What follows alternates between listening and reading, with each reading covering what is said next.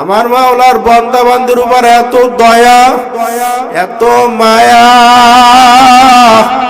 বান্দা বান্দি সেজদায় পড়ে যদি কিয়ামত পর্যন্ত শুকরিয়া আদায় করে, কোনদিন শেষ হবে না।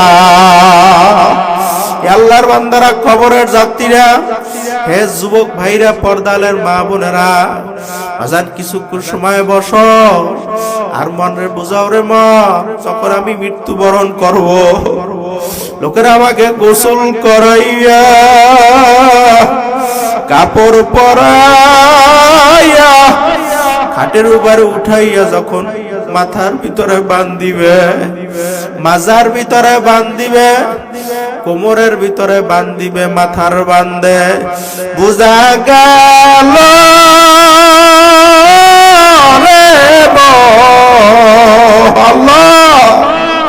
আর কোন দিন মাথা শক্তি নাই। আছে আর কোন দিন মাজালার শক্তি নাই। পায়ের বান্দে বুঝা গেল রে আর কোন দিন পালারা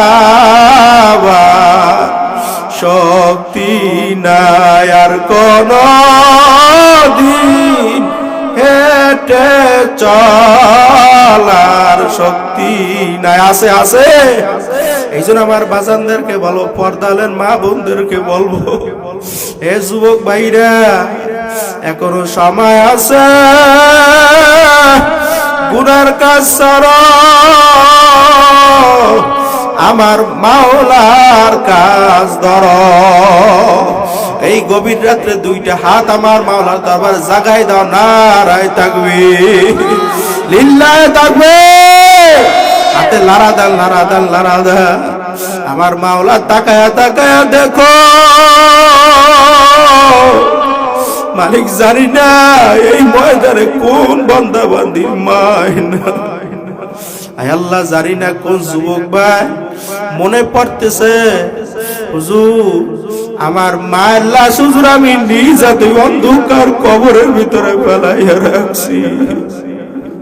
কোন বৃদ্ধ বাবার মনে পড়তেছে, হুজুর এই 30টা বছর হয়ে গেছে হুজুর মায়ের মা কইয়া ডাক দিতে পারি না। কোন যুবক ভাই মনে পড়তেছে আর মনে বলতেছে, হুজুর আমি এত বড় এতিম, আমার মার চেহারা দেখছি কিনা হুজুর আমার মনে পড়ে না। ওই হাত দুইটা আমার মাওলার দরবারে আবার জাগাই দাও, নারায়ে তাকবীর। আয় আল্লাহ, আপনি তাকায়া তাকায়া দেখো, কোন যুবকের মাও নাই, বাবাও নাই, ওই হাত আপনার দরওয়াজায় হাজির। আয় আল্লাহ, এতিম যখন আপনার দরওয়াজায় হাত ওঠায়, আয় আল্লাহ আপনি সহ্য করতে পারেন না রে আল্লাহ। আল্লাহ আপনার দরিয়ায় জোসমাইরা যায়, আয় আল্লাহ ওই হাতের উসিলা করে তার মা বাবার কবরকে আপনি জান্নাতের বাগান বানাইয়া দেন। আয় আল্লাহ জান্নাতের সাথে রাস্তা কইরা দেন।